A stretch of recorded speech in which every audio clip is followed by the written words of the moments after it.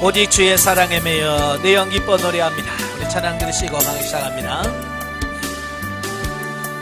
오직 주의 사랑에 매여 내 영 기뻐 노래합니다. 이 소망의 언덕 기쁨의 땅에서 주께 사랑드립니다. 오직 주의 임재 안에 갇혀 내 영 기뻐 찬양합니다. 이 소명의 언덕 거룩한 땅에서 주께 경배드립니다. 주께서 주신 모든 은혜 나는 말할 수 없네. 내 영혼 즐거이 주 따르렵니다. 주께 내 삶 드립니다. 아멘. 기도하겠습니다.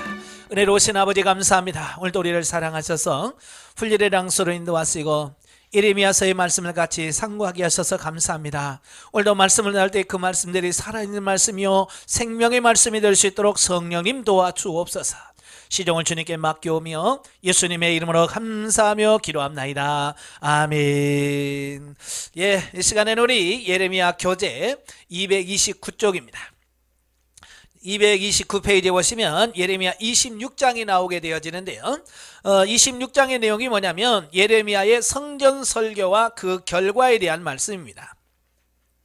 그러니까 예레미야서 2장부터 25장까지는 예레미야가 실제로 한 12편의 설교를 중심으로 기록되어 있어요.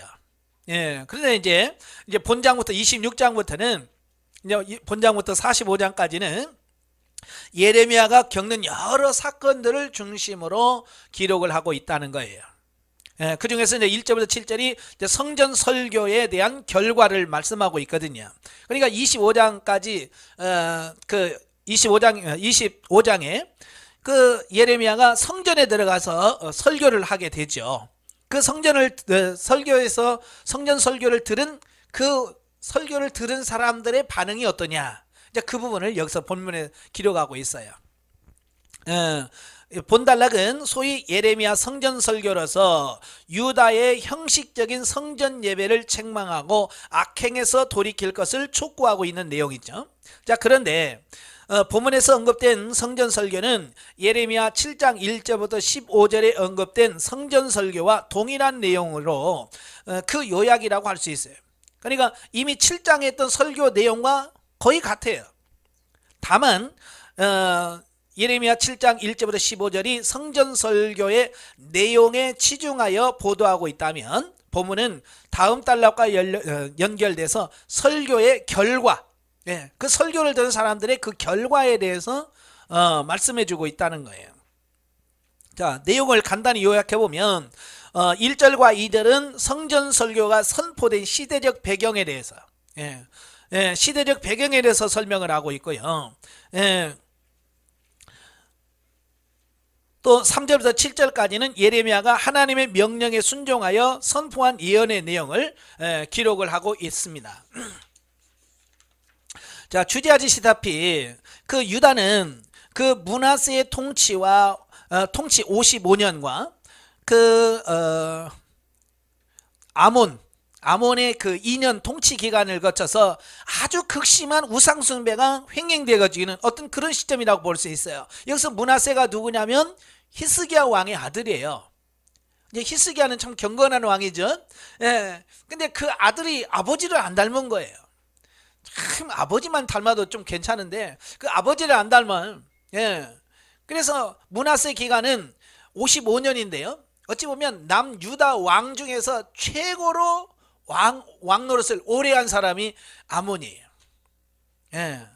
근데 반대로 최고로 많이 죄를 지은 왕이 므낫세라는 사실이에요. 그러니까 얼마나 왕 노릇을 많이 하느냐가 중요한 게 아니에요. 어떻게 살았느냐라고 하는 것이 중요한 거거든요. 짧게 살아도 하나님의 말씀대로 뜻대로 사는 게 중요한 겁니다. 그래서 이제 므낫세가 55년을 통치하면서 남유다의 온갖 우상숭배라는 우상숭배를 다 하는 겁니다. 그래서 백성들이 얼마나 참았겠어요. 55년 동안을. 그죠? 우리나라는 지금 대통령이 5년이잖아요. 예, 좀 대통령 하나 잘못 세워지고 5년을 참아요, 못 참아요? 못 참잖아요. 5년을 못 참아서 내려와라, 탄핵해라 그러잖아요. 5년을 못 참아서 난리인데 55년 동안을 그러니 백성들이 오직이나 속이 탔겠어요. 그죠? 지금처럼 탄핵도 못하고. 예. 그래서 55년을 참은 거예요. 그래서 저 왕이 죽으면 낫겠지. 예. 죽고 새로운 왕이 등장을 하면 뭔가 나아지겠지라는 기대를 갖고 있었어요. 근데 그의 아들 아몬이 왕이 됐어요. 근데 이 아버지가 아몬이 지 아버지를 꼭 빼닮았어요. 그러니까 백성들이 기대를 했잖아요. 저 아버지 왕이 죽고 아들이 왕이 되면 뭔가 새로운 세상이 열릴 거야 라고는 기대를 갖고 있었는데 이 아몬이 똑같이 하는 거예요. 그러니까 신하들이 더 이상 못 참겠다. 그래서 그 아몬을 살해시켜버려요. 왕을 죽여요. 자, 왕을 시키고 왕을 살해를 합니다. 예. 그리고 나서 8살 된 요시야를 왕으로 세우는, 자, 이런 모습이 나오죠. 자, 이때는 성전에도 우상숭배가 행해지는 등 유다는 그야말로 우상숭배의 최절정에 이르렀다라고 하는 거예요. 그러니까 솔로몬 때부터 우상이 들어와요. 그죠? 솔로몬이 이방 나라 공주와 결혼하면서 그들의 공주를 신부로 데려오면서 그들의 신까지 데려오거든요. 우상숭배를 다 가져오는 겁니다. 예. 그래서 전국에, 유다의 전국에 그냥 우상단지를 만들어 놨어요. 그래도 성전 안에, 예루살렘 안에, 성전 안에는 우상을 들어오지 않았어요. 성전 안에서는 안 했어요. 근데 므낫세는 이제 성전 안에다가 바알신을 세우고 아세라상을 세우고 아예 뭐 대놓고 하는 거예요. 그러니까 하나님께서 가만 놔줄 수가 없죠.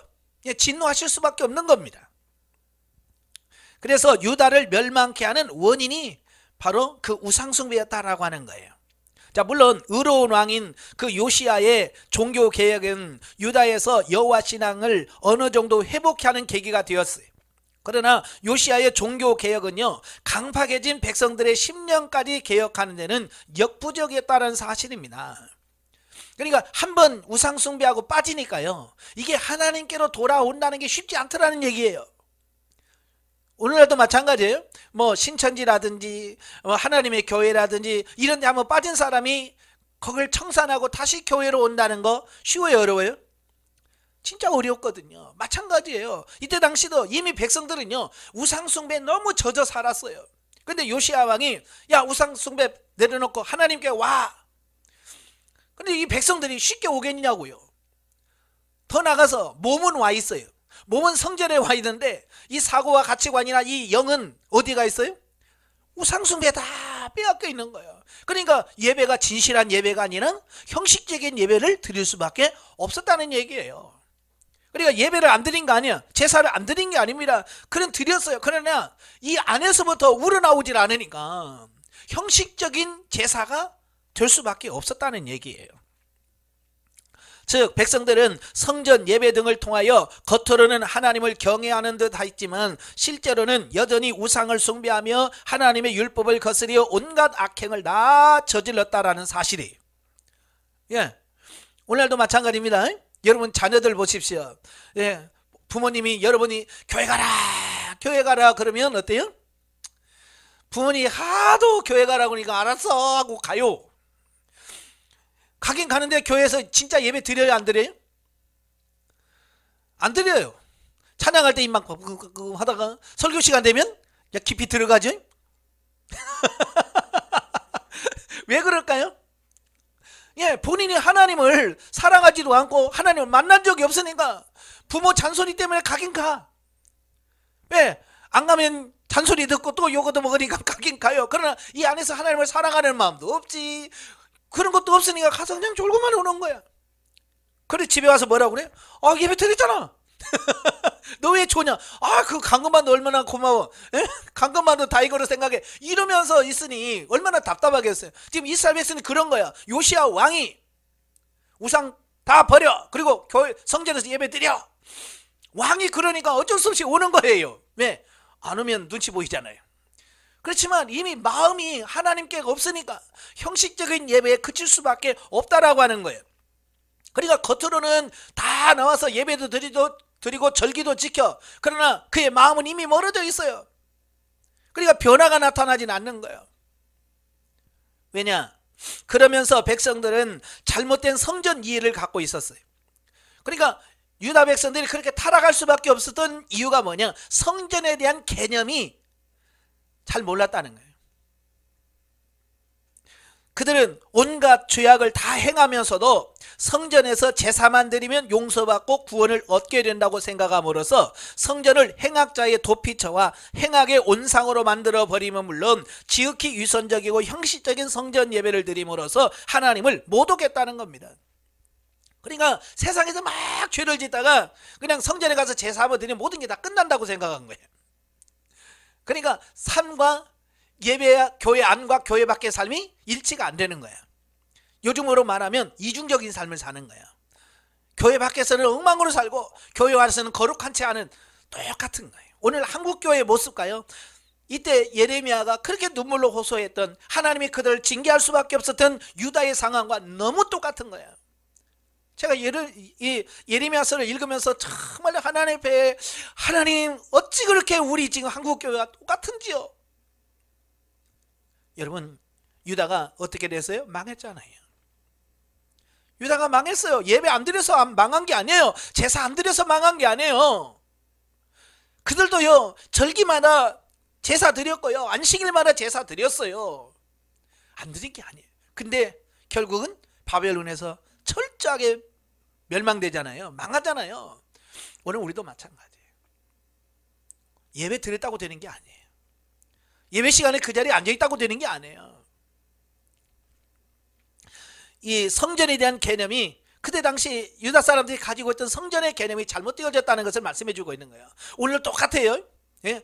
온갖 죄 짓다가 교회 가서 주일날 가서 예배 드리면 모든 게 다 사함받고 다 되는 줄 아는 거예요. 그렇지 않아요. 예배를 드린다는 것은 하나님과 관계를 회복한다는 거고 하나님의 은혜를 받는 겁니다. 그리고 세상에 나가서 그렇게 사는 걸 말해요. 아시겠죠? 삶과 예배가 따로 분리된 게 아니라 이게 하나가 돼야 돼요. 하나가. 근데 대부분의 성도들이 이게 하나가 안 돼요. 교회는 교회의 삶이고 신앙은 신앙이고 또 세상은 세상이에요. 완전히 분리돼 버렸어요. 그건 아닌 거예요. 일치되셔야 돼요. 그래서 예레미야는 유다 백성들에게 회개라. 그렇게 하면 안 된다. 회개할 것과 하나님 말씀에 순종할 것을 촉구하고 그렇지 않을 경우 하나님께서 성전과 예루살렘을 성을 파괴하여 유다 백성들은 열방의 조롱거리로 만들 것이라고 경고를 줌으로써 유다 백성들에게 근본적인 심령의 개혁을 촉구했다라는 사실입니다. 다시 말하면 성전 예배가 목적이 되면 안 돼요. 아시겠죠? 성전 예배가 목적이 되면 안 돼요. 하나님 뭐요? 그 제사를 통해서 하나님과 관계를 회복하고요. 우리가 영이 하나님 앞에 온전히 변화되어지고 새로워지길 원하신 거예요. 오늘 수없이 예배를 드리고 수없이 집회를 합니다마는 변화되지 아니하고 삶 속에서 변화된 열매가 없는 어떤 형식적인 어떤 부분에 매인다면 우리도 역시 하나님의 심판을 받을 수밖에 없다는 사실을 지금 예레미야서를 통해서 우리에게 말씀해주고 있습니다. 그러니까 우리는 이 예레미야서를 읽으면서 심각하게 받아들이셔야 돼요. 이건 우리하고 상관없어. 이건 지금부터 한 2600년 전인 이야기지 뭐 나와 무슨 상관 있어 라고 생각할 수 있지만 그렇지 않아요. 그 말씀이 지금 오늘 이 시대에 살고 있는 저와 여러분들에게 주어진 말씀이에요. 8절부터 24절까지 오면 예레미야에 대한 재판과 보호를 말씀하고 있는데요. 자, 보면은 예레미야 성전 설교의 결과를 보도하고 있는데요. 먼저 8절과 9절에서는 자신들의 잘못을 책망하고 회개하지 않을 경우 하나님께서 성전과 예루살렘 성전을 파괴하실 것이라는 예레미야의 설교를 들은 유다 종교 지도자들의 반응으로 예레미야를 잡아서 살해하려고 합니다. 죽이겠다는 겁니다. 왜요? 왜 그런 엉뚱한 설교를 하냐는 겁니다. 왜 그렇게 듣기 싫은 설교를 하냐는 거예요. 그러니까 그 말을 들으면 회개를 해야 되잖아요. 아, 우리가 하나님의 말씀으로 살지 못하고 있구나. 그런데 도리어 그들은 회개하지 않냐고 그 말씀을 전한 예레미야를 죽이려고 했단 말이에요. 10절부터 15절까지면 종교 지도자들이 예레미야를 거짓 예언을 선포한 죄, 너는 거짓 예언을 했다. 그 다음에 성전을 모독했다. 왜? 성전이 무너질 거라고 하니까 성전을 모독한 거야 너는. 그리고 유언비어를 유포했다. 이 세 가지 죄목을 뒤집어 씌웁니다, 예레미야에게. 그래서 그들을 유다 방백들에게 고발합니다. 그러자 예레미야가 거기에 대한 변명으로 나는 하나님의 말씀을 받아서 전한 것밖에 없다라고 그가 10절과 11절에서 선포를 하고요. 12절 13절에서 그리고 이제 16절에 19절에 보면 예레미야를 고발하는 종교 지도자들과는 달리 정치 지도자들과 장로 및 백성들이 예레미야의 무죄를 변호한 사실, 그리고 20절 24절에는 예레미야 동일한 예언을 선포한 우리아가 순교한 사실을 밝혀 예레미야가 생명을 잃을 만한 위기에 처했다는 사실을 암시하고 있고요. 아히감의 보호로 생명을 보존한 사실을 각각 보도하고 있습니다. 그러니까 그때 당시 예레미야만 똑같은 설교한 게 아니에요. 아히감이라는 선지자도 역시 우리아라는 사람이 예레미야가 전한 똑같은 설교를 전했어요. 그러니까 우리아는 어떻게 됐어요? 그들이 죽여버렸어요. 왜? 듣기 싫다는 거예요. 그리고 예레미야까지도 죽이려고 하는데 하나님께서 그 지도자인 아히감을 통해서 그를 보호하셨고 지켜주셔서 살도록 하신 거예요. 참 예나 지금이나 참 하나님의 말씀을 전하는 사람은 고난을 받고 핍박을 받게 돼 있습니다. 그래서 우리가 이 땅에 살면서 핍박받고 고난받는 것을 두려워야만 한대요. 그러면 왜 그들이 핍박할까? 자기들이 살고 싶어 하는 것과 그 말씀이 너무 차이가 나서 그래. 달라서 그래요. 다르면 어떻게 해야 돼요? 고쳐야죠. 우리 자신을 변화시켜 가야죠. 근데 자기를 변화시키려고 하질 않은 거예요. 하나님의 말씀을 전하는 사람만 없으면 되는 줄 알고 그들을 죽여 없애는 것을 보게 됩니다. 자, 본문에서 죽음을 무릅쓰고 선지자직을 성실하게 수행하는 예레미야의 모습과 하나님의 심판 경고에도 불구하고 회개치 않을 뿐만 아니라 도리어 하나님의 말씀을 전하는 예레미야를 죽이려는 유다 백성들의 완악한 모습이 대조적으로 묘사되어 있는데, 이는 유다 멸망의 필연적 이유가 그들의 완악함에 있음을 시사해 준다. 그러니까 이 본문은 왜 하나님께서 그 택한 백성인 유다를 멸망시킬 수밖에 없는지에 대한 부분을 말씀해 주고 있는 겁니다. 그러니까 유다의 멸망은 이와 같은 이유에서 분명하다라고 하는 것을 밝히는 게 본서의 목적이다라고 볼 수 있죠. 자, 27장으로 가면 유다와 열방을 향한 바벨론의 복종 권고가 나옵니다. 1절부터 22절.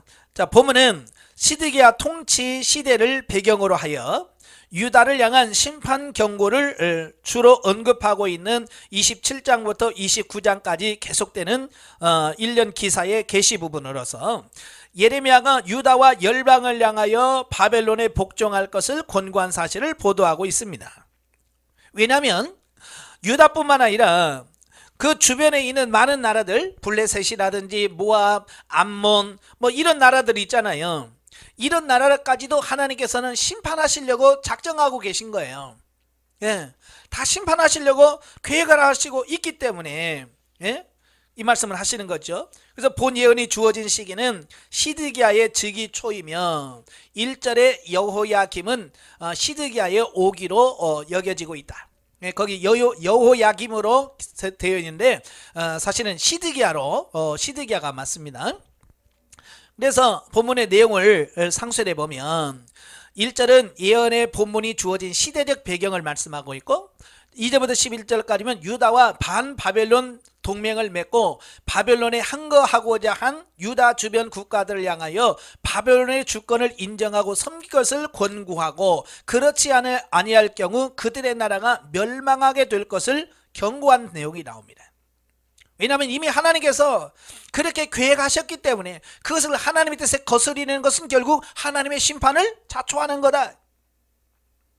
그리고 12절부터 15절까지 보면 유다 왕 시드기야를 향하여 바벨론 왕에게 복종하고 섬길 것을 권고하고 그렇지 않으면 유다가 멸망할 것을 또 경고합니다.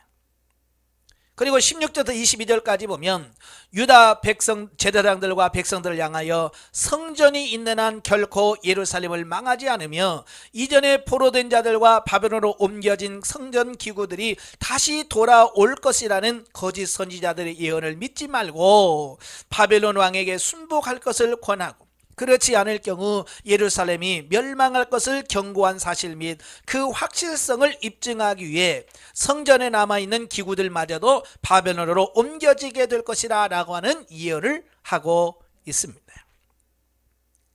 자, 시드기야는요 BC 597년 그러니까 여호야김 왕이 죽고 즉위 3개월 만에 바벨론의 포로로 끌려간 조카 여호야긴 대신에 바벨론의 느부갓네살에 의해서 유다 왕으로 옹립되어 있습니다. 그러니까 이 시드기야는 누구냐면 그 경건한 요시야 왕의 셋째 아들입니다.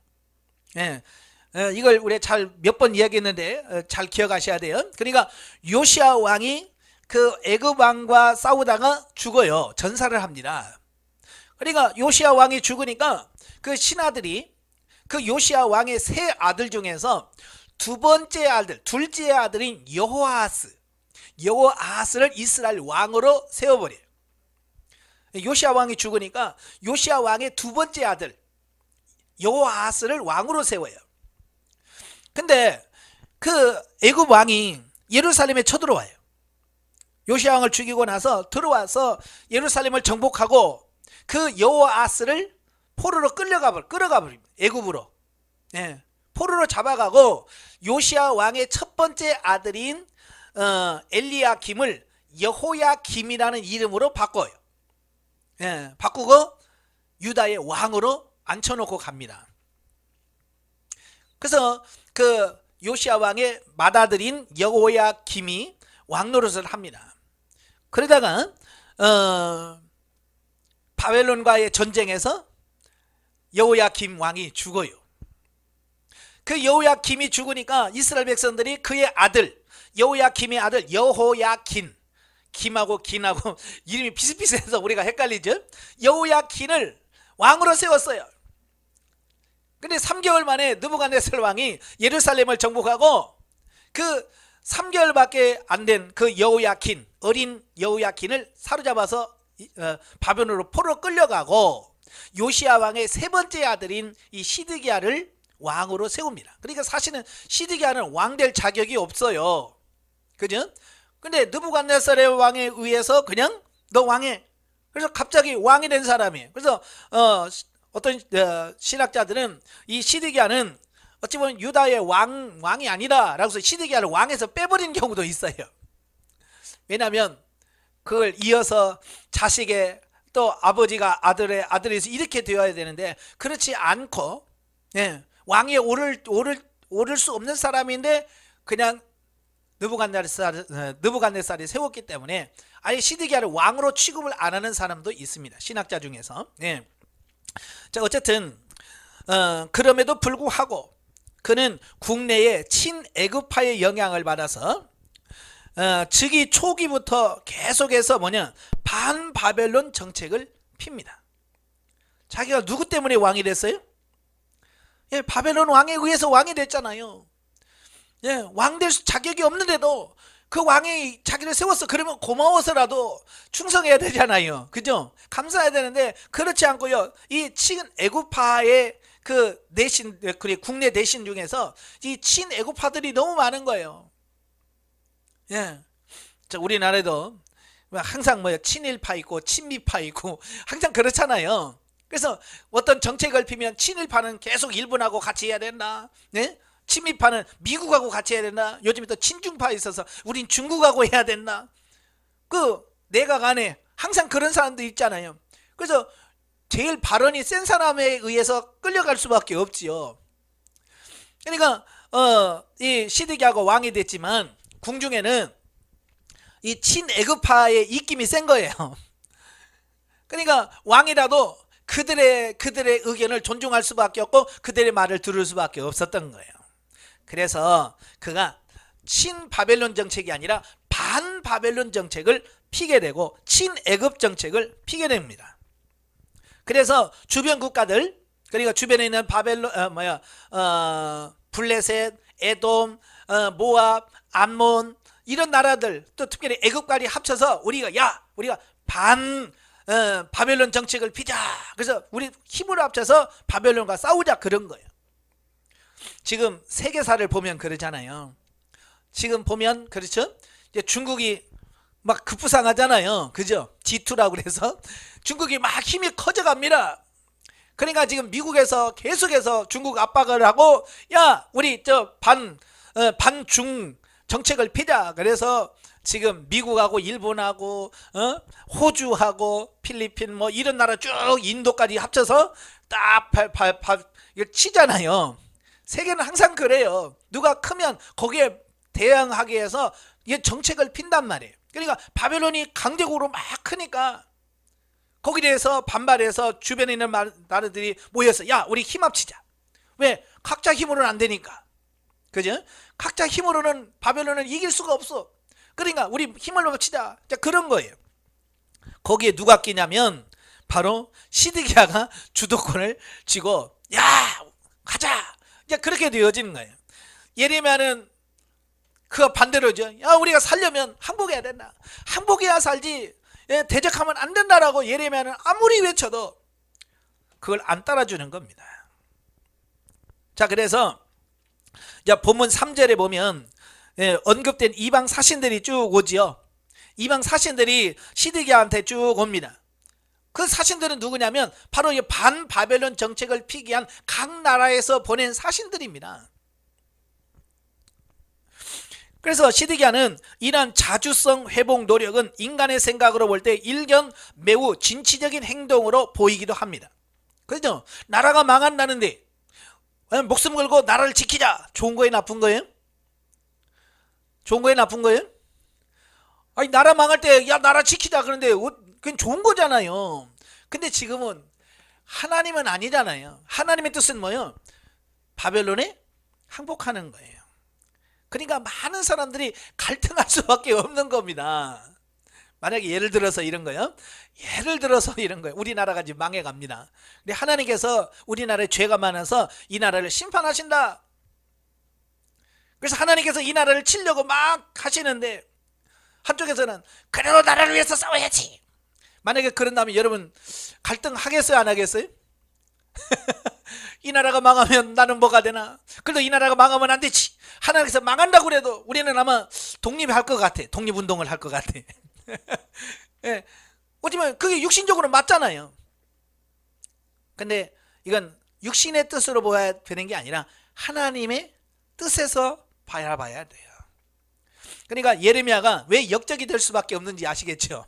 그죠? 다른 사람들은 막 다 망해가는 나라 살려보려고 막 열심히 하는데 예레미야는 차라리 항복해야 산다. 그러니까 누가 예레미야 좋아하겠어요? 한번 바꿔놓고 생각해 보세요. 지금도 마찬가지지만 우리나라에서 일본 편 들면 많은 사람들한테 뭐예요? 칭찬받지요? 아니에요. 지금 일본 편 들었다가 매국노 소리 듣습니다. 친일파 얘기 듣고요. 마찬가지로 예레미야가 엄청나게 왜 핍박을 받을 수밖에 없는지 아시겠죠? 네. 그러나 시드기야의 이러한 행동은 사실은 예레미야를 통해서 수차례 걸쳐 예언한 바 범죄한 유다를 70년간 바벨론의 지배를 받게 하시겠다는 하나님의 뜻을 정면으로 거스리는 지극히 인본주의적인 태도였다는 겁니다. 이걸 비유를 들면 이런 거예요. 누가 죄를 지었어요. 죄를 지어서 법정에서 너 징역 70년 하고 형이 떨어졌어요. 그럼 어떻게 해야 돼요? 가서 들어가서 그래 내가 잘못했습니다.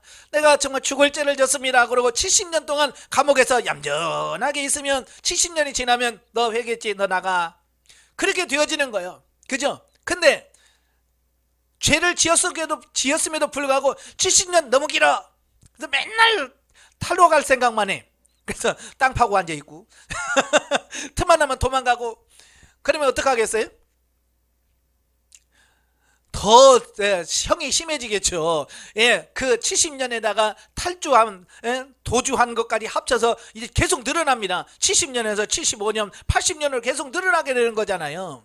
마찬가지로 유다가 하나님께서 너희들 70년형을 받았다, 70년 동안 얌전하게 회개라고 했는데도 불구하고 아니요, 우리가 우리 힘으로 한번 이거 벗어나겠습니다 라고 하는 것과 똑같은 거예요.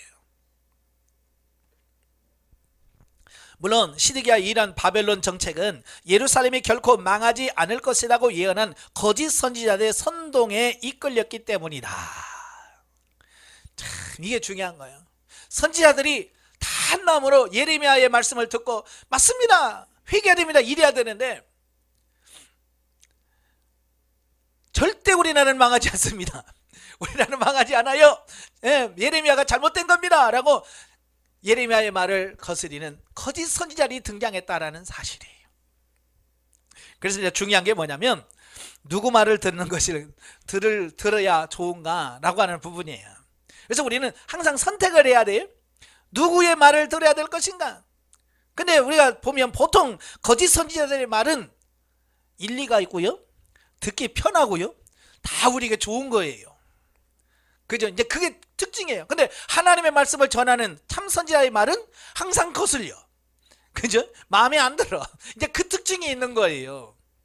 그러니까 우리는 그 말을 들어서 좋으냐 나쁘냐로 저 참 선지자 거짓 선지자를 분별할 수 없다는 얘기예요. 어떤 의사가 그러더라고요. 몸에 나쁜 것은 다 입에 맛이 좋대. 그래서 입에서 달고 맛있으면 몸에 안 좋은 거래. 그래서 건강하려면 입에서 쓰고 먹기 싫은 그런 걸 먹어야 건강하다는 거예요. 마찬가지예요. 우리가 참 생명, 우리를 살리는 하나님의 말씀은 뭐요? 거슬리게 돼 있어요. 왜? 우리 가치관과 다르니까. 분명히 말씀하니 너희 생각과 내 생각이 다르며 너희 길과 내 길이 다르다고 하나님께서 분명히 말씀했잖아요. 그러니까 우리가 내 길과 하나님의 길이 다르다는 것을 우리가 인식을 하고 내가 편한 것을 내려놓고 하나님의 뜻을 쫓아가는 이 훈련이 되어 있어야 돼. 그렇지 않으면 이 마지막 때에 우리도 거짓 선지자들의 선동에 넘어갈 수밖에 없다는 사실이에요. 정신 바짝 차리셔야 됩니다. 그래서 예레미야는 유다와 그 동맹국들의 멸망과 포로 생활을 상징하는 줄과 멍에를 목에 걸고 역사의 주권자 되신 하나님의 뜻을 거스려 무모하게 바벨론의 주권에 순종하지 않을 경우 유다와 그 동맹국들이 멸망하게 될 것을 엄중하게 경고하게 이릅니다. 그러니까 예레미야는 자신의 말이 정말 사실이라는 것을 보여주기 위해서 멍에 아시죠? 쟁기나 이런 거 할 때 목에다 거는 거, 이제 그걸 나무로 된 멍에를 메고 그 줄을 메고 다니면서 실질적으로 자기의 삶을 통해서 그들에게 보여주는 겁니다. 그런데 그들은 그 말을 듣지 않은 거예요. 한편 시드기야와 유다 백성들은요, 끝까지 하나님의 경고를 듣지 아니하고 바벨론에 항거함으로써 바벨론의 3차 침공을 받아서 BC 586년 유다 왕국의 멸망이라는 비극적인 운명을 체험하게 됩니다.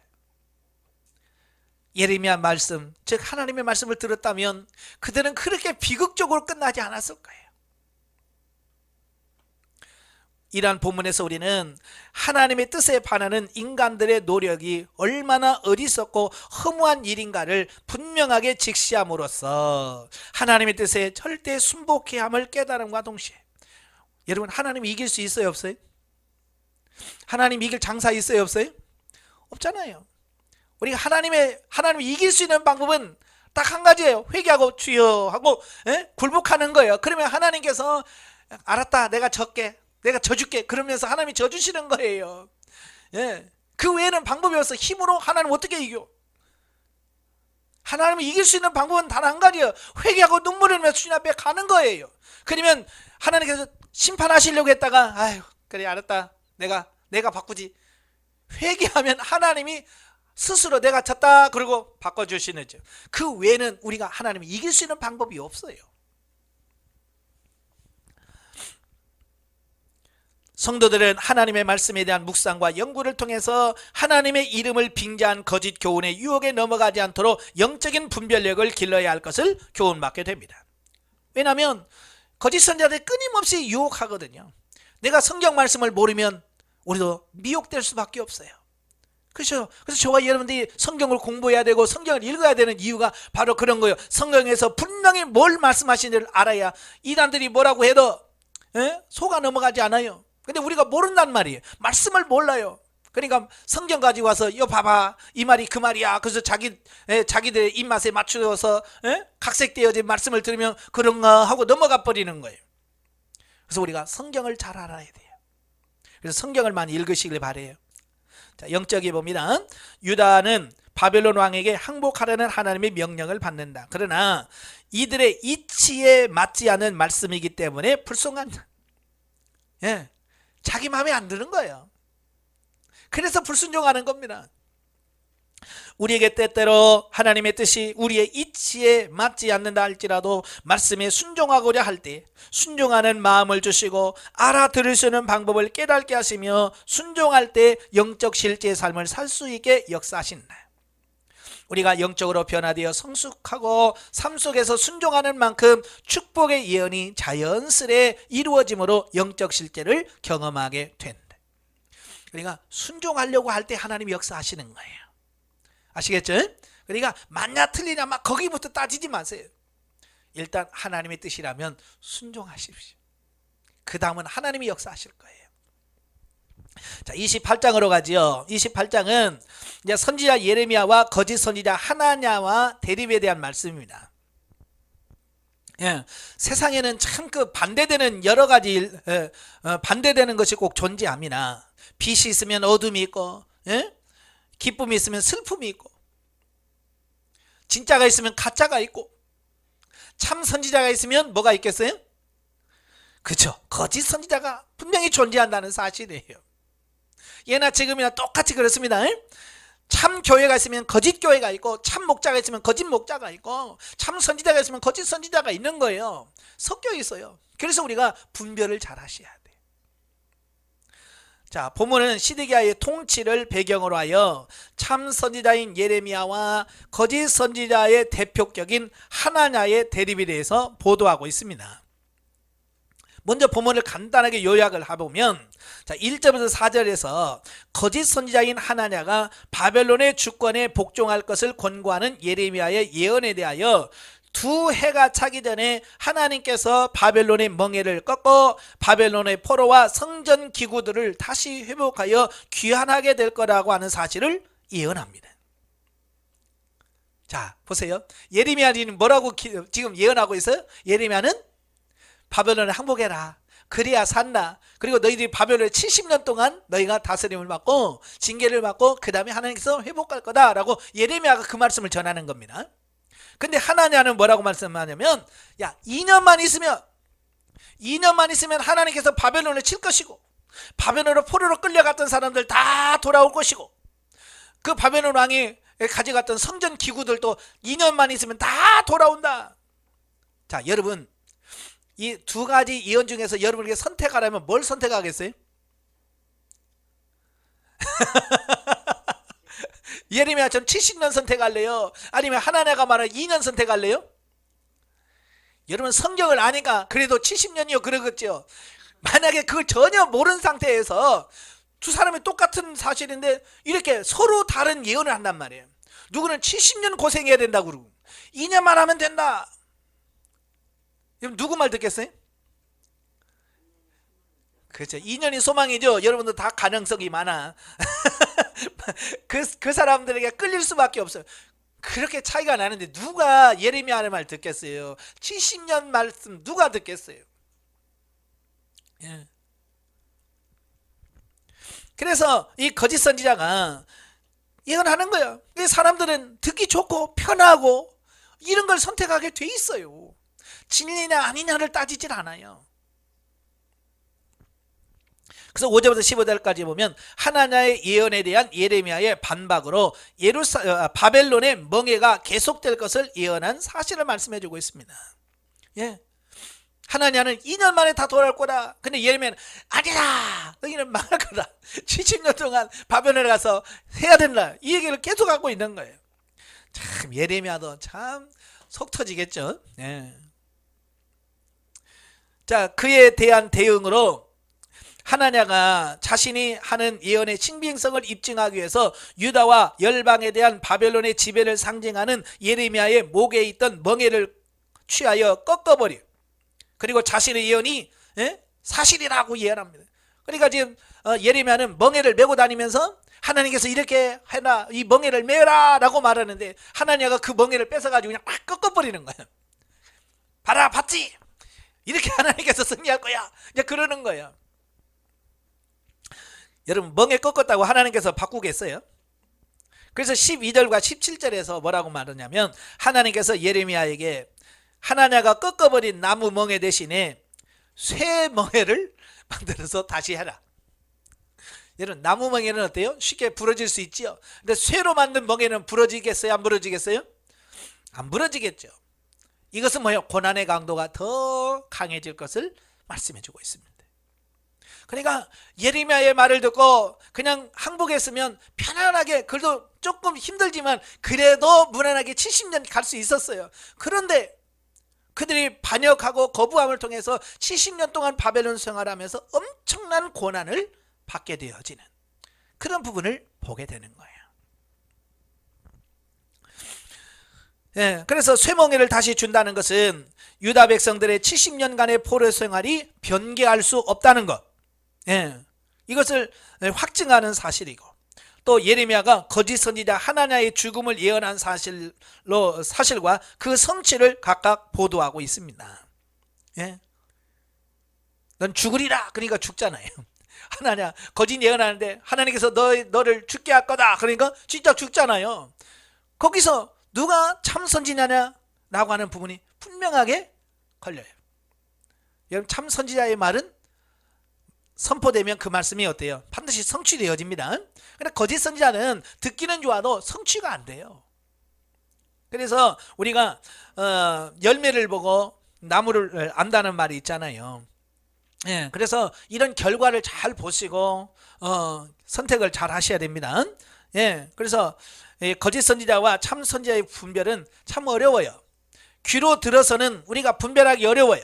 왜?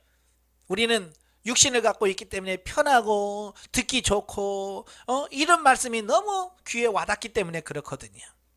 그래서 우리가 분별을 잘 하셔야 됩니다.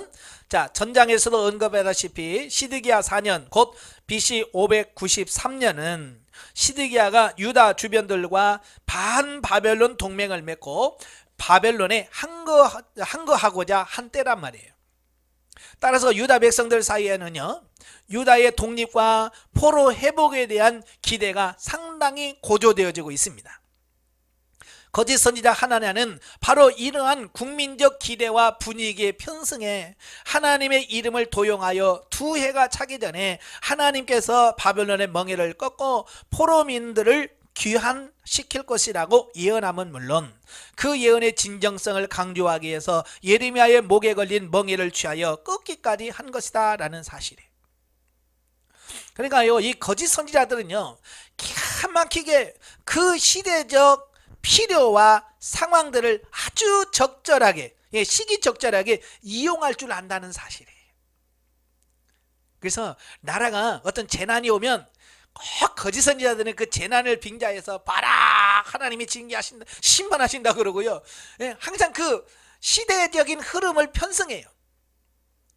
그죠? 그러니까 그럴싸하거든요. 예. 그러니까 많은 사람들이 속는 이유가 바로 거기 있어요. 우리는 시대를 보면 안 돼요. 물론 시대의 흐름을 통해서 하나님이 어떻게 역사하는지를 볼 수 있지만 때로는 그렇지 않을 수도 많이 있어요. 우리는 진리 하나님의 말씀 아시겠죠?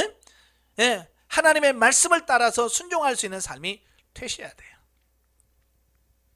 아마도 그는 반바벨론 동맹국들이 바벨론을 능히 제압할 수 있을 것이라고 판단한 듯 알아요.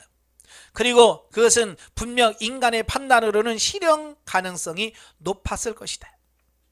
그죠? 시대가 돌아가는 걸 보니까 그렇죠. 바벨론은 나라는 한 나라예요. 그런데 애굽이라는 큰 나라가 있죠. 그 옆에 바벨론 나라, 에돔, 모압, 암몬 이런 나라들이 또 하나같이 다 한결같이 모여서 똘똘 뭉쳐서 야 우리 바벨론에 싸우자. 가능성이 있잖아요. 그죠? 이스라엘 혼자가 하면 안 되지만 여러 큰 나라들이 같이 힘을 합치니까 될 것 같거든요. 그러나 이미 하나님께서는 그게 아니라고 말씀하고 있잖아요. 그죠? 예. 그래서 우리는 하나님의 말씀을 따르셔야 돼요. 그러나 그것은 역사의 주권자이신 하나님의 뜻을 철저히 간과한 데서 나온 것으로서 유다 백성들로 하여금 영적 분별력을 상실케 만들어서 하나님의 뜻을 거스르게 하는 실로 극악한 처사였다라는 사실이에요. 그러니까 거짓 선지자들이 자꾸 거짓 예언을 함으로써 그들이 회개하고 돌아와서 하나님께 구원받을 수 있는 기회를 놓치게 만드는 거예요. 그러니까 이제 진짜 의사와 돌팔이 의사 차이점이 그런 거잖아요. 그죠? 예, 우리가 보통 이제 돌팔이 의사라고 그러죠. 돌팔이 의사는 아 괜찮아요, 그냥 뭐 이렇게 하면 돼요. 그래서 그 안에 얼마나 심각한지를 안 가르쳐 주는 겁니다. 예, 얼마나 그 심각한 병인지를 안 알려줘요. 그러니까 그 병을 대처할 수 있는 시간적인 걸 다 놓치잖아요. 요즘에 뭐 골든 타임이라고 그러잖아요. 어떤 병도 고칠 수 있는 치료 기간이 있는데 아 괜찮아요, 좀 있으면 나을 거예요. 그래서 그냥 아 그러려니 하고 그냥 지나다가 나중에 큰 병원에 가서 보니까 이미 이제 시간이 지났습니다. 못 고칩니다. 그렇게 된단 말이에요. 그러니까 이 돌팔이가 문제가 되는 것처럼 거짓 선지자가 왜 문제가 되냐면 바로 그런 거예요. 충분히 하나님께서 회개할 기회를 주었거든요. 회개할 시간을 주었어요. 근데 이 거짓 선지자들이 자꾸 괜찮아, 우리는 절대로 안 망해, 그러니까 회개할 기회를 놓쳐버린 거예요. 그래서 우리가 이 거짓 선지자의 문제가 거기 있는 거예요. 그래서 하나님께서는 거짓 선지자 하나냐가 부러뜨린 나무 멍에 대신에 쇠 멍에를 예레미야에게 주심으로써 유다 백성들의 70년 바벨론 포로 생활이 변개할 수 없는 당신의 뜻임을 밝힘과 동시에 그의 생명을 거두어 가심으로써 예레미야를 통해 전개된 하나님의 예언이 진실성을 확증하게 하신 것이다. 예레미야의 말이 맞고 하나님의 계획은 그대로 성취됐고 야 라고 하는 부분을 확실하게 보여준 사건이다 라고 볼 수 있죠. 자, 영적에 보면 하나냐의 거짓 예언을 대해서 하나님은 예레미야를 통하여 하나냐의 죽음을 말씀하고 그대로 이루어진다. 진리와 비진리는 우리의 삶 속에서 늘 상치되는 형태로 나타나 마음을 갈등하게 한다. 하나님의 말씀은 반드시 그대로 성취되고 명확하게 삶 속에서 실현되지만 거짓 진리는 평화로운 것처럼 마음을 미혹시키나 결국에는 멸망으로 이끌어간다. 예, 그래서 선택을 잘해야 되는 거예요. 예, 잘못 선택하면 우리도 죽어요. 그래서 예수님도 세례 요한도 뭐라고 그랬어요? 그 나무를 보고, 나무는 열매를 보고, 열매를 보고 그 나무를 알 수 있다. 그래서 우리도 그들의 삶을 잘 보셔야 돼요. 정말 그들의 열매를 보십시오. 열매가 정말로 성경에서 말하는 성령의 열매를 맺고 있는지. 예. 그러니까 막 예언하고 막 그러면서 뒤에서 돈 챙기고, 사기나 치고, 그러면 그 열매가 지금 좋은 열매가 아니잖아요. 그죠? 그런데도 우리는 뭐요? 그래도 혹시라도, 그래서 그걸 보면서도 돼요? 혹시라도 해서 쫓아다니잖아요. 이게 얼마나 미련한 거예요. 열매를 보면 확 돌아서야 돼. 그게 여러분이 사는 거예요. 자, 29장으로 가지요. 자, 29장은 바벨론 포로민을 향한 권고와 거짓 선지자 그 스마야에 대한 경고 내용이 나옵니다. 자, 여기서 거짓 선지자가 스마야가 나오는데요. 그 28장의 하나냐는 유다에 있었던 거짓 선지자, 그러니까 이스라엘 땅에 남아있는 유다에 속한 거짓 선지자라면, 이 스마야는 뭐냐면 바벨론으로 포로로 끌려간 상태에서 바벨론에서 나타난 거짓 선지자. 그러니까 이 거짓 선지자는 유다에도 있고 바벨론에 가도 있고 다 있어요. 예, 지금 여러분도 마찬가지입니다. 전주에도 있고 익산에도 있고 서울에도 있고 대전에도 있고 부산도 있고 다 있습니다. 없는 데가 없어요. 거짓 선지자들이 없는 데가 없어요. 분별 잘 하셔야 돼요. 그래 1절부터 23절을 보면 바벨론 포로민을 향한 권고. 자, 보면은 시디기야 통치를 배경으로 하여서 바벨론에서 포로 생활하는 유다 백성들을 향한 예레미야의 권고 내용으로 크게 세 부분으로 나누어집니다. 예, 먼저 1절부터 14절에 보면 예레미야가 바벨론 왕에게 보내는 시드기야의 사절단을 통해서 그 바벨론에서 포로 생활하고 있는 유다 백성들에게 편지를 보냅니다. 예. 그 1차와 2차 포로로 끌려가 있잖아요. 숫자는 명확하게 나와 있지 않지만 굉장히 많은 숫자가 바벨론 포로로 끌려가 있습니다. 그들에게 편지를 써서 보내는 겁니다. 근데 그 편지 내용이 뭐냐? 바벨론 포로된 자들이 속히 회복될 것이라는 거짓 선지자들의 예언에 현혹되어서 포로 생활에 적용이 아니라 적응입니다. 적응하지 못하고 방황하는 유다인들에게 이후 70년 동안은 그들이 하나님의 정하신 뜻에 따라 바벨론에서 포로 생활을 할 수밖에 없음을 밝혀 그들에게 주어진 운명에 순응하여 정상적인 삶을 살 것을 촉구한 사실입니다. 그러니까 바벨론 포로로 끌려간 사람들이, 이 거짓 예언자들이 뭐라고 말했냐면 2년만 있으면 우리 돌아갈 거야. 2년만 있으면 우리가 돌아갈 거야 라고 하니까 바벨론 포로로 끌려갔던 사람들이 어떤 생각을 했겠어요? 그 삶이 안정되겠어요? 금방 갈 건데 뭐, 금방 돌아갈 거야 라고 해서 그냥 사는 거예요. 적응을 안 하는 겁니다. 그런 문제점을 예레미야가 본 거예요. 그래서 아니야, 너희는 70년 있어야 돌아와. 70년 차야 오니까 너희는 집도 짓고 자식도 시집 장가 보내서 애도 낳고, 그래서 언제든지 하나님께서 70년 차고 돌아와서 하나님 나라를 건설할 수 있는 준비를 다 해라, 그 얘기를 하고 있는 겁니다. 나라가 어렵고 힘들면 사람들이 결혼을 안 하려고 하잖아요. 그죠? 왜? 미래가 없다는 거야. 이 시대도 마찬가지죠.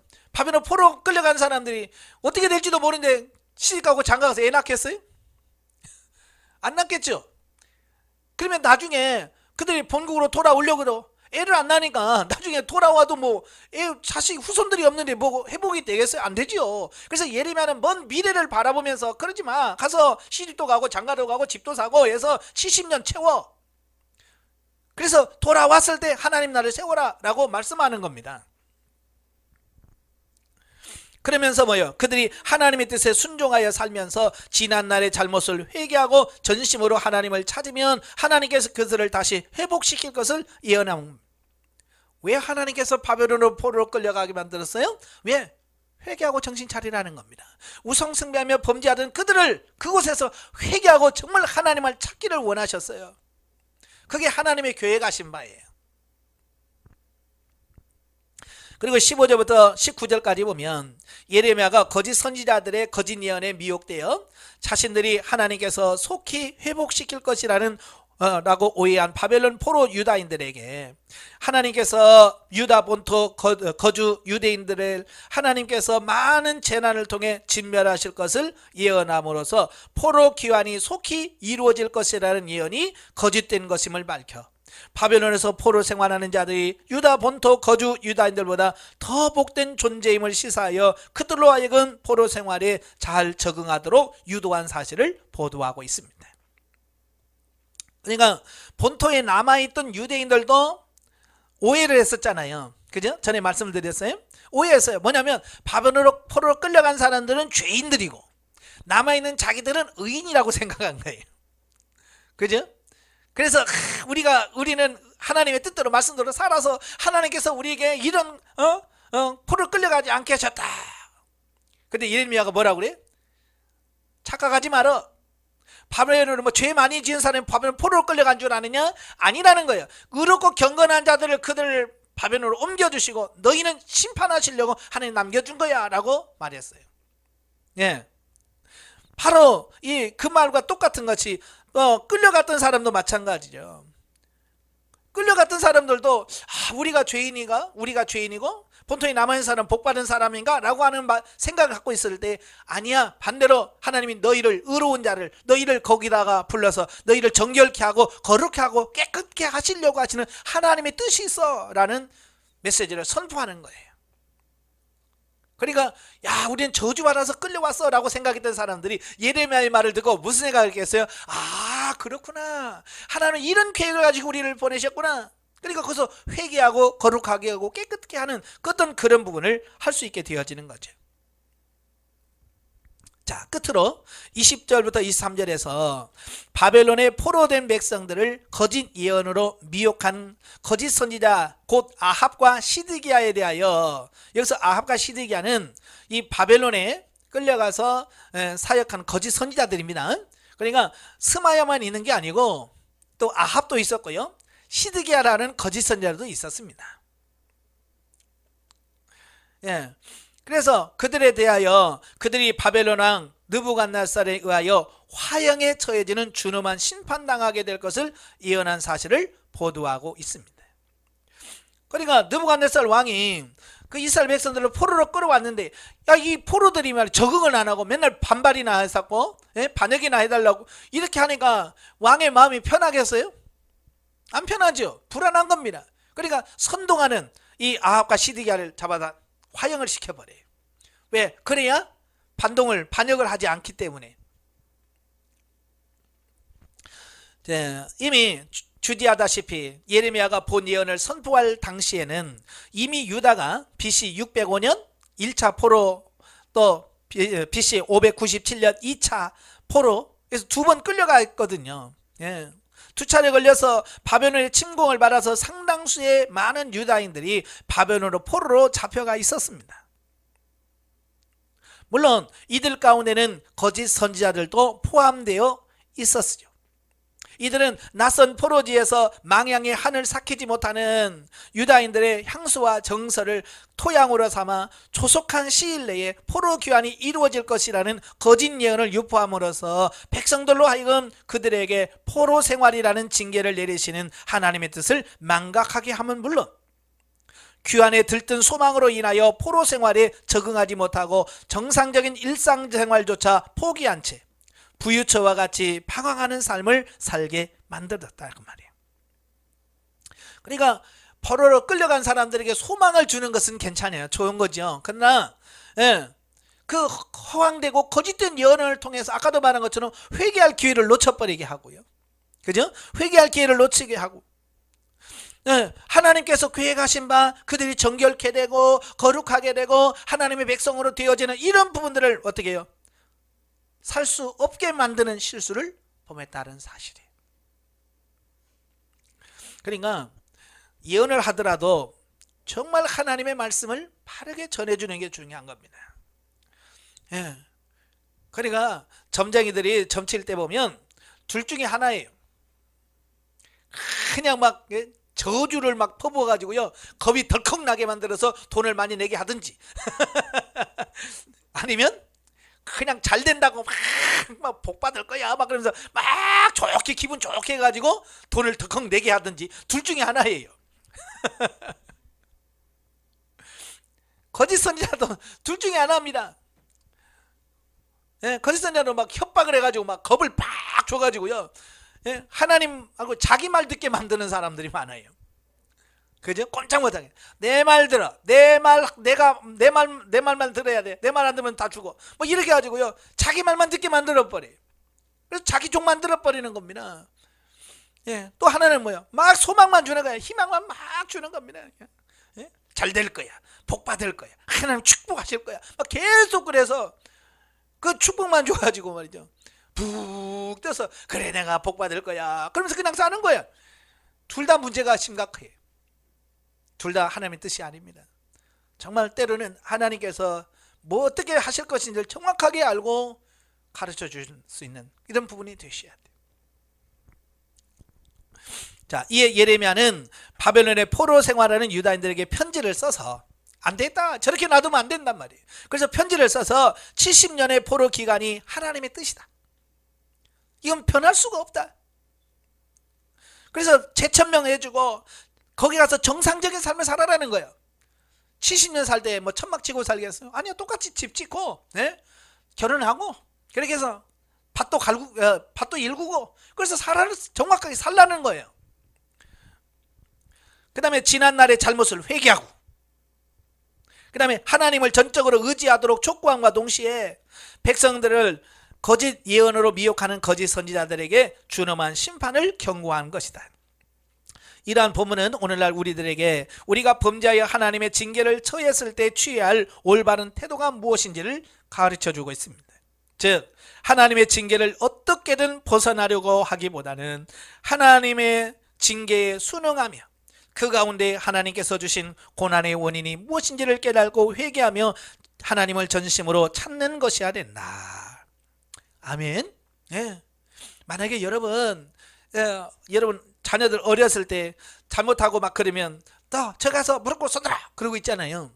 그런 적 있어요, 없어요? 한 번도 없습니까? 자녀 키울 때 그렇잖아요. 말 안 들으면 저 가서 무릎 꿇고 쏟들고 있어, 자 그러잖아요.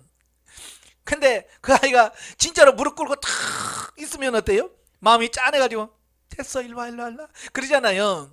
근데 가가지고 장난치고 손 올리라고 내리고 있다가 이렇게 보면 그때서 이렇게 올린 척하고 그러면 얄미워. 그죠? 그래서 처음에는 5분만 세우려다가 제가 안 되겠다, 10분 더 세워, 그래도 안 되면 20분 세워 그러잖아요. 왜? 반성의 기미가 안 보이니까 그러는 거예요.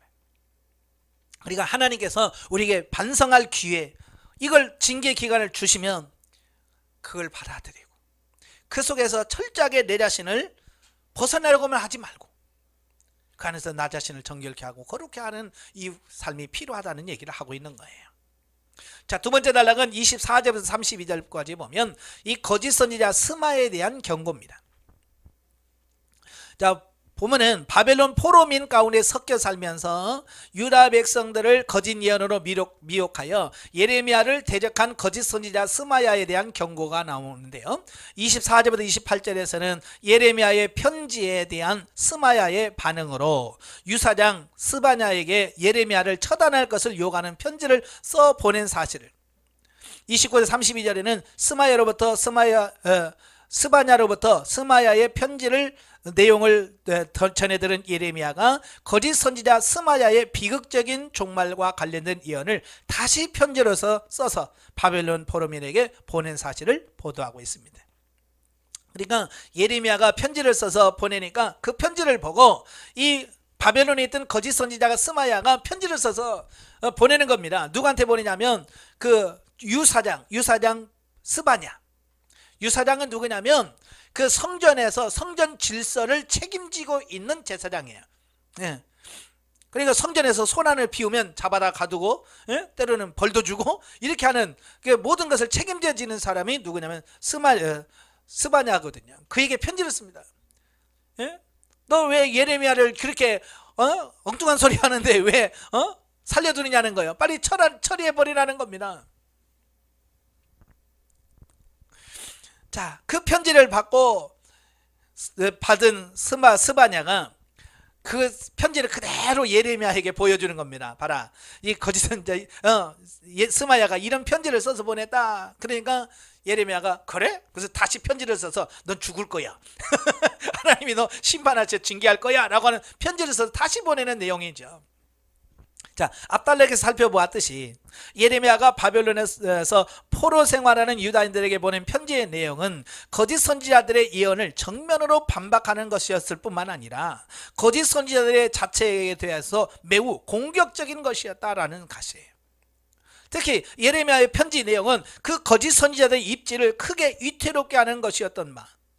왜냐하면 그들이 말한 것과 정반대니까. 그래서 바벨론 거주하는 거짓 선지자들의 반발은 충분히 예상되는 일이다. 왜냐하면 예레미야 말에 진짜인 줄 사람들이 받아들이면 결국 자기 말을 안 듣잖아요. 그죠? 예. 그러니까 그들도 반발할 수밖에 없는 겁니다. 그래서 우리 속담에도 뭐 똥낀 놈이 성질 낸다고. 예, 왜? 자기가 거짓인데 그걸 드러나면 안 되잖아요. 그러니까 자기가 거짓 선지라는 것을 들통나지 않으려면 뭐 해야 돼요? 같이 막 큰 소리 쳐야 되는 거예요. 예? 그런 식이야 지금. 특별히 그 바벨론 거주 선지자들의 거짓 선지자들의 대표격인 스마야는 유다에 있는 제사장들과 유사장이었던 스바냐에게 예레미야를 처벌해야 된다는 편지를 써 보냈죠. 즉 그는 유다 백성 제사장들이 자신들의 직무를 태만히 까닭에 예레미야 같은 거짓 선지자가 바로 되었다라고 질타하고 즉시 예레미야를 처단할 것을 요구하고 있습니다. 왜냐하면 예레미야가 자꾸 살아서 진짜 예언하면 자기들의 입지가 줄어들거든요.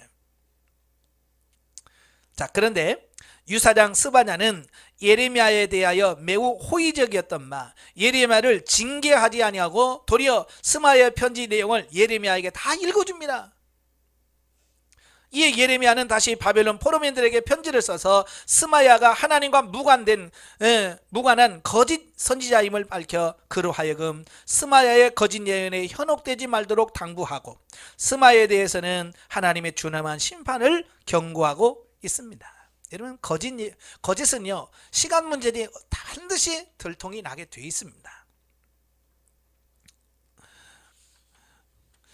자, 영적이 뭐죠? 자, 본문에서 예레미야는 2차로 바벨론에 잡혀간 자들에게 하나님의 약속은 결코 변하지 않을 것과 거짓 선지자들의 유혹을 경계하라는 내용의 편지를 격려차 보냅니다. 우리는 이 땅에 있는 동안에 그 육신의 감정의 요동과 기복이 있음을 인정해야 된다. 그럴지라도 유다에게 포로에서의 귀환을 약속하신 하나님이 오늘날 우리에게도 연약한 부분들이 다듬어지고 훈련되어 하나님의 뜻을 이루어 드릴 수 있는 자가 될 것을 믿고 감사해야 된다. 하나님 말씀에 순종하고자 할 때 연약한 부분들이 영적 실제 열매를 맺을 수 있도록 하나님께서 역사하신다라는 것입니다. 예. 그래서 우리가 이 변하는 이 육신의 감정 이런 것에 우리가 휩쓸리면 안 됩니다. 예. 우리는 이 감정에다 이 감정에 의한 신앙생활을 하면 안 돼요. 가끔 보면 성도들 중에서 기분파들이 너무 많아. 막 기분 좋으면 막 무슨 말 해도 그냥 아멘 아멘 아멘. 근데 기분 나쁘다 그러면 뭐든지 노멘 노멘 그래요. 이 기분 감정에 따라서 그건 아닌 거예요. 우리는 진리의 말씀 변치 않는 진리 하나님의 말씀이 기준이 되셔야 돼요. 하나님 말씀이 아니라 그러면 아닌 거예요. 내 기분이 아무리 좋아도 아닌 것은 아닌 거예요. 아시겠죠? 예, 우리가 분명하셔야 돼요. 진리의 말씀대로 하셔야 돼요. 30장은 선민 이스라엘의 회복 예언 계시 내용이 나오는데요. 이제 앞으로 계속해서 예레미야는 그 심판만 선포하는 게 아니라 하나님께서 너희를 다시 회복할 거라고 하는 그 약속도 같이 줍니다. 그러니까 이 회복 약속이 없다면 어찌보면 바벨론 포로 끌려간 그 사람은 소망이 없잖아요. 그죠? 야, 이제는 소망도 없네요. 끝이야? 라고 생각할 거야. 그런데 예레미야는 아니야. 바벨론 포로로 끌려갔지만 하나님 너희를 회복시켜 줄 거야 라고 해서 계속해서 그들에게 또 다른 소망을 주고 있다는 거예요. 그래서 회복 약속인데 첫 번째 30장 1절부터 11절입니다. 본단락에서부터 이제 33장까지는 지금까지 심판 경고와는 달리 선민 이스라엘 회복에 대한 예언을 보도하고 있어 소위 위로의 책이라고 불린다. 그러니까 심판 중에 그들을 위로하는 내용이 나온다는 거예요. 그런데 이처럼 여기에 회복 약속을 기록하고 있는 것은 하나님의 엄중한 징계에 처한 유다 백성들로 하여금 하나님의 징계에 낙담하지 않고 소망을 갖고 하나님을 바라보게 함으로써 현재의 고난을 인내로 극복하게 하기 위함이다. 그럼 왜 갑자기 심판 선포하다가 왜 소망을 주느냐? 예, 사람은요 소망이 있어야 고난을 견딜 수 있어요. 그죠? 여러분이 몸이 아파요. 몸이 아파도 병원에 가서 치료하면 뭐라 그래요? 좀 아플 거예요. 근데 금방 나을 겁니다. 그죠? 그러니까 지금은 아프지만 좀 있다가 나을 거라는 소망이 있으니까 어때요? 그 아픔을 참잖아요. 그죠? 근데 이거는요, 치료해도 이거 안 돼요. 계속 아플 거예요. 그러면 이거 소망이 없잖아요. 그죠? 예, 소망이 없어. 그래서 죽음에 이르는 병이, 절망은 죽음에 이르는 병이다. 그러니까 우리가 어쨌든 죽지만 그 사람을 죽음에 쉽게 이르는 게 뭐야? 절망이라는 절망. 절망은 소망이 없는 삶을 말해요. 소망이 없으면 뭘 해도 나는 끝. 그러면 모든 게 안 돼. 그래서 절망은 죽음에 이르는 병이라는 말이 있어요. 그래서 계속해서 하나님께서 심판 얘기하다가도 너무 심판만 얘기하면 소망이 없잖아요. 그죠? 여러분도 가끔 그러잖아요. 영성훈련 받으면 죽어야 된다. 죽어야 된다. 그러니까 소망이 없죠. 이게 힘들어요. 근데 죽을 때까지 소망이 없느냐? 아니란 말이에요. 예수님 말을 죽으면 사는 역사가 있는 거예요. 아시겠죠? 예, 우리는 자아가 죽어야 돼. 왜? 살기 위해서 죽는 거지. 죽기 위해서 죽는 건 아니거든요. 그러니까 우리가 죽으면서 힘들면서도 소망이 있는 거예요. 왜? 내가 죽어야 다시 사는 은혜가 있다. 그래서 우리는 고난을 극복할 수 있는 삶이 되는 거예요. 그래서 하나님께서 또 소망을 주지요. 예. 구체적으로 살펴보면 1절부터 3절은 30절부터 33절 전체의 서론에 해당되는 부분으로서 북왕국 이스라엘과 남왕국 유다의 포로된 자들이 회복되어 귀환하게 될 것이고, 또 이어서 4절부터 11절까지 보면 하나님께서 포로 생활로 고통당하는 당신의 백성을 하감하시고 자기 백성을 압제하는 이방 민족을 심판하심으로써 그들을 구원하시고 회복하실 것을 약속해 주고 있습니다. 예. 그러니까 이런 본문에서 특별히 주목할 것이 뭐냐? 회복된 이스라엘이 다윗 왕을 섬기게 될 것이라고 예언하는 사실이에요. 너희가 다시 돌아와서 다윗 왕을 섬기게 될 거다라고 예언합니다.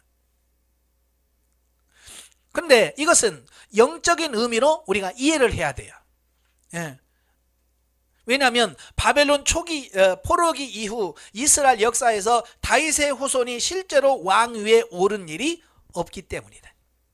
그렇죠?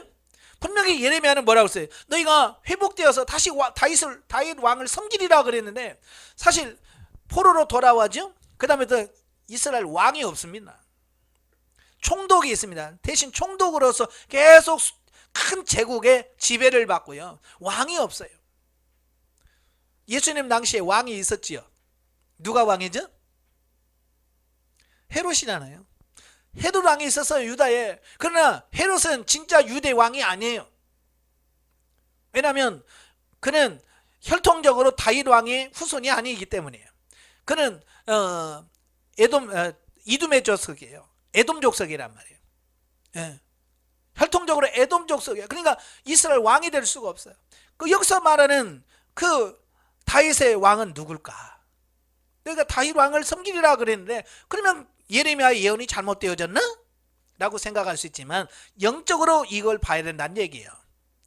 따라서 우리는 이를 바벨론 포로 생활에서 해방되어 귀환할 이스라엘 백성들로 예표되는 신약 성도들이 다윗의 자손으로 오실 메시아 되시는 예수 그리스도의 구속사역으로 말미암아 죄와 사망의 권세에서 해방되어 예수 그리스도를 주로 섬기게 될 것을 예언한 것으로 보아야 한다.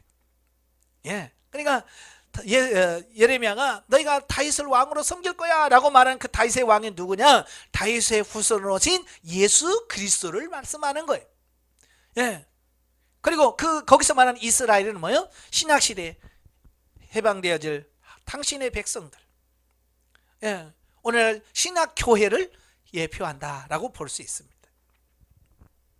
그러니까 우리가 성경을 보면 문자적으로 이해할 것이 있고 영적으로 이해할 것이 있어요. 이걸 반대로 이해하면 이해가 안 돼요. 예, 그래서 문자로 이해할 것은 문자로 그대로 받아들이셔야 되고 영적으로 받아들일 부분은 영적으로 받아들여야 돼요. 근데 영적으로 받아들일 걸 문자적으로 받아들이면 이거 틀렸다 그렇게 말할 수밖에 없는 거죠. 그게 많은 신학자들이 연구하다가 성경에 실수가 많아 그런 게 뭐예요? 영적으로 봐야 될 것을 영적으로 바라보지 못하고 문자로 바라보기 때문에 그렇다. 자, 이렇게 볼 때에 보면은 1차적으로는 BC 537년 이스라엘 백성들이 바벨론의 포로 생활에서 귀환함으로 성취됩니다만은 궁극적으로는 예수 그리스도의 초림과 그의 구속 사역을 통해서 완전히 성취된다는 걸 말씀해 주고 있습니다. 자, 12절부터 24절까지 보면 선민 이스라엘 회복 약속 두 번째. 보면은 압달락에 이어서 이제 선민 이스라엘에 대한 하나님의 회복 약속을 보도하고 있어요. 세 부분으로 나눌 수 있는데요. 12절부터 17절까지 보면 자신들의 죄로 말미암아 하나님의 심판을 받아 그들의 힘과 능력으로 도저히 치유될 수 없는 상처를 입었으나 하나님께서는 선민 이스라엘에게 상처를 입힌 이방 민족을 그들이 이스라엘 민족에 행한 그대로 보응하심을 통해 선민 이스라엘의 상처를 치유해 주실 것을 약속의 사실을 보도하고 있다라는 겁니다. 그러니까 유다를 침략하고 유다를 멸망시켰던 그 바벨론, 이스라엘의 대적들이 망한다는 겁니다. 그 나라가 망한다는 것은 뭐예요? 곧 유다의 회복을 얘기하고 있는 거예요. 자, 우리도 그러잖아요. 일제 36년 강점기를 거쳤잖아요. 히로시마 그 일본의 원자 폭탄이 터지고 일본 왕이 그냥 항복했잖아요. 그죠? 일본이 망했어요. 일본이 망하니까 어떻게 돼요? 대한민국은 독립이 되는 거잖아요. 일제가 망해야 대한민국 독립이 되는 것처럼 사실 그 이스라엘을 정복했던 바벨론이 망하니까 이스라엘은 독립하고 해방할 수 있다는 얘기예요. 그래서 하나님께서 너희 대적 바벨론은 망할 거다. 하나님의 심판으로 망하게 될 것을 예언하고 있는 거예요. 그리고 18절부터 22절까지 보면 선민 이스라엘 회복이 구체적인 내용으로 예루살렘의 재건, 백성들의 평화와 번영, 또 주권과 하나님과 교제의 회복에 대한 예언한 사실을 보도하고 있습니다. 이러한 본문 역시 1차적으로는 1절부터 11절과 마찬가지로 선민 이스라엘이 바벨론으로부터 해방과 회복을 예언한 것이죠. 그러나 궁극적으로는 예수 그리스도를 통한 성도들의 구원과 그러한 성도들을 구성원으로 하는 새로운 공동체인 영적 이스라엘, 곧 신약교회의 번성을 예언하고 있다.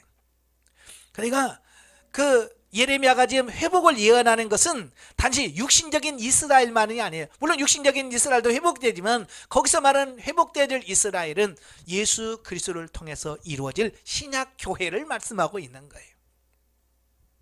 끝으로 23절과 24절은 일종의 삽입 내용으로 범죄한 유다에 대한 심판 경고를 보도하고 있습니다. 이처럼 회복 예언 중에 심판 예언을 언급하는 것은 하나님이 당신의 백성에 대한 구원 사역을 죄악까지도 용서하시는 무분별한 사랑으로 오인될 여지를 없애고, 또한 유다가 하나님과의 관계를 다시 회복하기 위해서는 반드시 심판을 통한 죄 문제 해결이 먼저 선행되어야 함을 보이기 위함이다.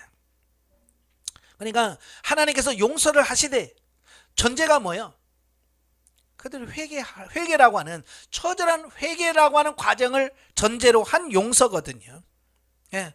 그러니까 이런 회개가 없이 용서가 되면 문제가 안 돼요. 문제가 해결이 안 됩니다.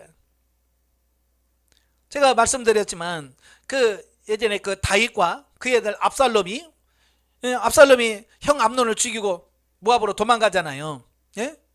근데 그게 철저한 회개가 없이 어떻게 해요? 요압이 술을 써서 데려오도록 하잖아요. 그러니까 아직 회개가 안 된 상태에서 오니까 어떻게 돼요? 관계가 회복이 되던가요? 회복이 안 되는 거예요. 그래서 더 불만만 쌓이다가 결국 압살롬이 반역을 하게 되는 원인을 제공해 버리는 거예요. 왜냐하면 철저하게 회개와 반성이 전제되지 아니한 용서가 그와 같은 결과를 가져오게 돼요. 그래서 하나님께서는 철저하게 죄에 대한 부분은 철저하게 회개하기를 원하시는 거예요. 그래서 70년이라고 하는 부분은 그들의 죄를 철저하게 다 회개하고 처리하는 기간이라고 볼 수 있습니다. 영적에 보죠. 12절에서 유다와 영적 이스라엘 백성인 우리가 하나님을 의지해야 하는 이유가 하나님의 위로와 치료하심이 없으면 결코 회복될 수 없기 때문임을 영적 의미로 이해할 수 있다. 그러니까 우리가 하나님을 찾고 싶어도 우리 힘으로 찾을 수 있는 게 아니잖아요. 하나님께서 은혜를 베푸시고 하나님께서 은혜를 베푸시고 우리를 오게 하시고 이끄셔야 돼. 그래서 우리가 늘 주님 앞에 회개하고 주님의 은혜를 갈망하고 사모하는 그런 삶이 되어야 된다는 것을 보여주고 있습니다. 네, 기도하겠습니다. 은혜로우신 아버지 감사합니다. 오늘 이스라엘 백성들이 하나님 앞에 범죄했을 때 하나님께서는 그들의 죄를 철저하게 심판하시고 정죄하시고 회개케 하시고 또 회복을 약속하시는 부분들을 보게 됩니다. 오늘 예레미야서를 보면 어찌 그렇게 오늘날 우리들의 모습과 너무 똑같아 동일하다는 사실을 깨닫습니다. 이 말씀을 통해서 우리 자신들이 철저하게 회개하고 돌이킬 수 있는 우리가 될 수 있도록 도와주시옵소서. 예수님의 이름으로 감사하며 기도합나이다. 아멘. 하나님께 드립니다.